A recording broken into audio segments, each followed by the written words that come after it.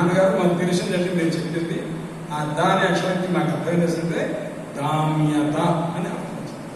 ఇంతకు ముందు ఏం చెప్పాము, మానవుడికి ఏం చెప్పారు, దత్త. ద అంటే దత్త అని అన్నారు. అంటే అర్థం ఏమిటి, ఇవ్వండి, దానం చేయండి, దానం చేయండి. ఊరికే మనం తింటాం కాదు, ఏదైనా కొంత మనకు ఎక్కువగా ఉన్నప్పుడు దానం చేయాలి అని చెప్పారు. రెండవది దేవతలకు ఏం చెప్పారు, చెప్పిన ఇప్పుడు దేవతలకు చెప్పిన మాట దామ్యత. దామ్యత అంటే కంట్రోల్గా ఉండాలి. నాకు ఏసీ లేకపోతే నాకు నిద్ర పట్టదు, ఫ్యాన్ లేకపోతే నిద్ర పట్టదు, ఇలా అనకుండా అన్నింటినీ కూడా సహించగలిగే ఒక స్థితి ఉండాలి అని చెప్పారు మేడం. ఎవరికి చెప్పింది మాట, ఎవరికి చెప్పారు, దేవతలకు చెప్పారు. మానవులకు చెప్పింది ఏమిటి, దానము చెయ్యండి అని చెప్పారు. దేవతలకు చెప్పింది ఏమిటి, దామ్యత. దామ్యత అంటే నిగ్రహముగా ఉండండి. నిగ్రహం అంటే కంట్రోల్ చేసుకోవాలి. ఏది వచ్చినా సరే, సుఖం ఎక్కువగా వచ్చినా అనుభవించాలని అనుకోకూడదు. మూడవది రాక్షసులు. వాళ్ళకి చెప్పారు, రాక్షసులు క్రూరులు. వాడు చేసినట్టు ఏదైనా ఉంటే తినేస్తారు. మానవులైనా సరే దేనైనా సరే మాంసం తినేసి ఇష్టం వచ్చినట్టుగా ఉంటారు. అలాగే మనకు కూడా రాక్షసులు ఉంటారు. మనలో కూడా ఉన్నట్టు ఇప్పుడు మనలో కూడా ఉంటారు. మనం కూడా ఏం చేస్తుంటాము, ఫాస్ట్ ఫుడ్ సెంటర్ అని వెళ్తాం.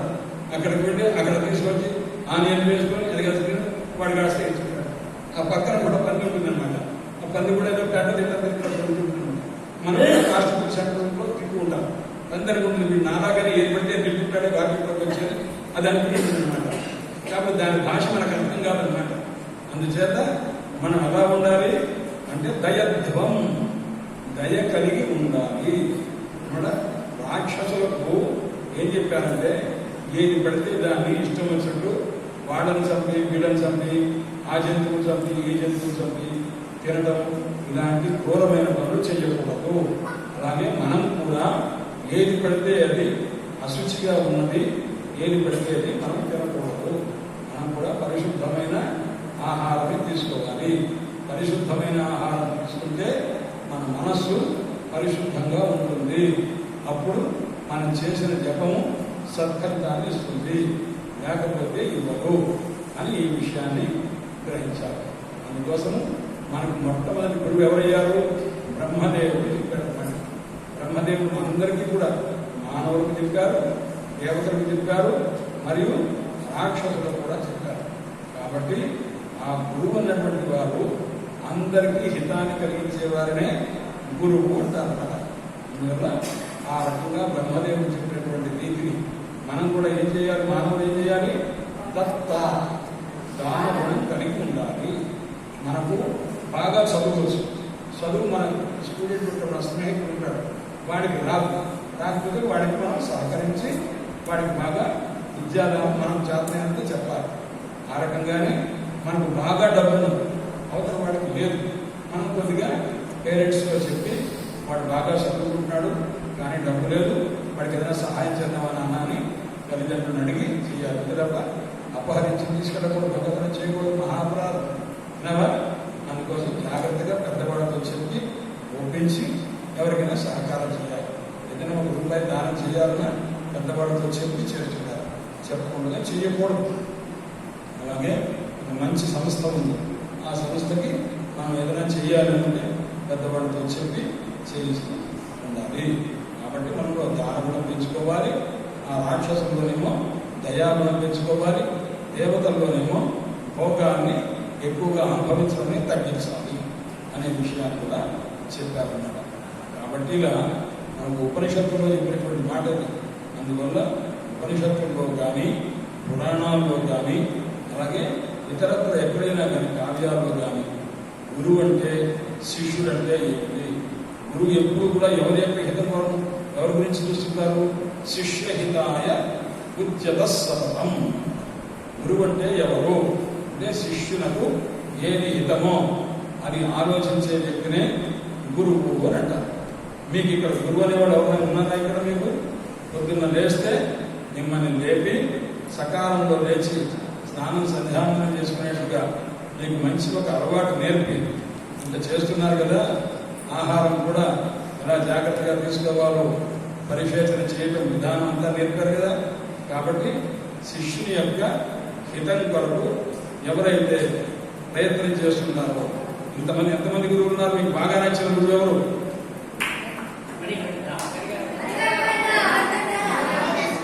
మణికంఠ అన్నయ్య,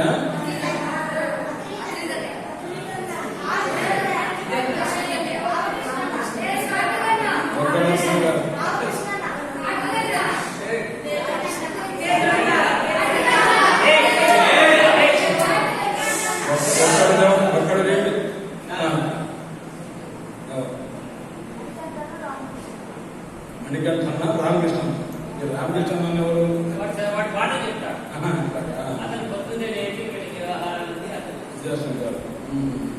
ఆ తర్వాత ఇంకెవరు కోట్ చేస్తారు? నాకా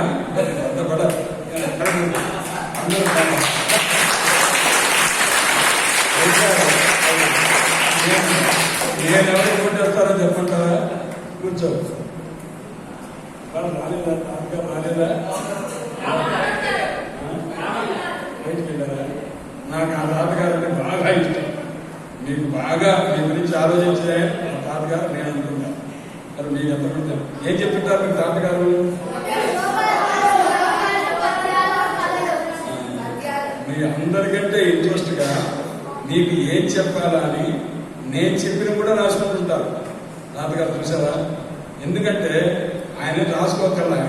నాకంటే చాలా పెద్ద ఆయన అయినా కానీ మంచివి రాసుకోవాలి, పిల్లలకి చెప్పాలి. పిల్లలకి మంచి అంటే మీ బ్యాచ్ నా దగ్గర విన్నారనుకో, ఇంకో బ్యాచ్ వస్తే వాళ్ళకి చెప్తారు. ఇంకా ఆయన దగ్గర ఎవరైనా వస్తే కూడా వాళ్ళకి చెప్తుంటారు. అంత ఆసక్తిగా ఇంతకాలం చదువుకి ఇంత పెద్దవారైనప్పటికీ కూడా ఇంకా చెప్పాలని ఆ శ్రద్ధ ఉంది సారా అంటే నాకు బాగా ఇష్టం. ఇవాళ ఆయన ప్రకటించవలసిన నేను అనుకున్నా అందుకోసం అని. కాబట్టి అందరూ బాగా చెప్తారు. కాబట్టి వీళ్ళందరూ నీకు గురువులు ఎందుకు అయ్యారంటే, కో గురువు ఇది క్వశ్చన్, ఎవరు గురువు ఇది ప్రశ్న. శంకరాచార్య వారు వేశారు ఈ ప్రశ్న. ఆయనకి దాని శిష్యుడు సమాధానం ప్రశ్న వేసింది ఎవరు? శంకరాచార్య వారు శిష్యుడిగా వేశారు. సమాధానం గురువు చెప్తున్నారు ఏమని? శిష్యహితాయ ఉద్యత సతతం. శిష్యుని యొక్క హితం కొరకు అంటే శిష్యుడు బాగుపడాలని ఎప్పుడు ఎవరైతే ట్రై చేస్తున్నారో అటువంటి వారే గురువు. అలాంటి గురువు. అలాగే నీకు మణికంఠ అన్నయ్య, అలాగే రామకృష్ణ, ఇంకా చాలా మంది ఉన్నారుగా.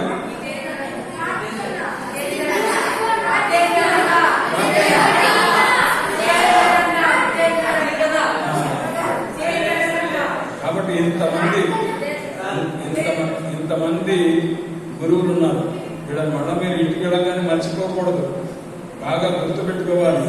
మీరు ఒక నోట్బుక్ పెట్టుకొని ఆ నోట్బుక్లో మీరు శ్లోకాలు రాసుకుంటారనుకో, దాంట్లో నేను ఫలానాప్పుడు ఈ సంధ్యావందన శిబిరానికి వెళ్ళాను, అప్పుడు నాకు ఇంతమంది గురువులు మాకు చెప్పారు, నాకు నచ్చినటువంటి మంచి గురువులు వారి పేర్లు అని పెట్టుకో. నువ్వు ఇక్కడికి ఎప్పుడన్నా వచ్చావనుకో, ఒకసారి అన్నవాడిని కలిసావనుకో, అప్పుడు వాడు సంతోషపడతారు. వాడు 15 రోజులు చదువుకొని కూడా ఇంత బాగా గుర్తుపెట్టుకున్నాడే అనుకుంటారు. వాడు గుర్తుపెట్టుకోవడం కాదు, వాడు చెప్పినట్టుగా సంధ్యావందనం చేసుకోవడం, అలాగే తల్లిదండ్రులు గౌరవించడం, జాగ్రత్తగా ఉండడం, నెమ్మదితరంగా ఉండడం ఇది చేసుకోవాలి. ఆ కథలన్నీ కూడా అలా గుర్తుపెట్టుకోవడం, దాన్ని బట్టి మనం ఎలా ఆ కథను బట్టి ఏం నేర్చుకోవాలి అదంతా తెలుసుకొని జాగ్రత్తగా ఉండాలి. అయిపోయింది. మనం రేపు ఒక రోజు తర్వాత ఎదుటిగా మనందరూ సర్టిఫికేట్ ఇస్తారు, ఏదో చేస్తారు కదా. మీకు అంత టెస్టులు రేపంతా పరీక్షలు ఉన్నాయేమో మీకు ఉన్నాయి కదా. జాగ్రత్తగా పరీక్షించి వెళ్ళండి. హాయిగా మధ్యాహ్నం నుంచి బయలుదేరి వెళ్తురుగానే వెళ్ళంగానే మళ్ళా సంధ్యావందనం మాత్రం ఏ సమయం కూడా మానకుండా ఖచ్చితంగా చేసుకోండి. ఈ అలవాటు పెట్టుకున్నారంటే మీకు గొప్ప బ్రహ్మాండమైనటువంటి మంచి తేజస్సు ఉంటుంది, మంచి బుద్ధిశక్తి ఉంటుంది. ఇదంతా జరుగుతుంది. శ్రీ చంద్రశేఖరేంద్ర సరస్వతి యతీంద్ర జగద్గురు మాం పాహి. శ్రీ చంద్రశేఖరేంద్ర సరస్వతి యతీంద్ర జగద్గురు మమ ఆయుర్దేహి. శ్రీ చంద్రశేఖరేంద్ర సరస్వతి యతీంద్ర జగద్గురు మమ ఆరోగ్యం దేహి. చంద్రశేఖరేంద్ర సరస్వతి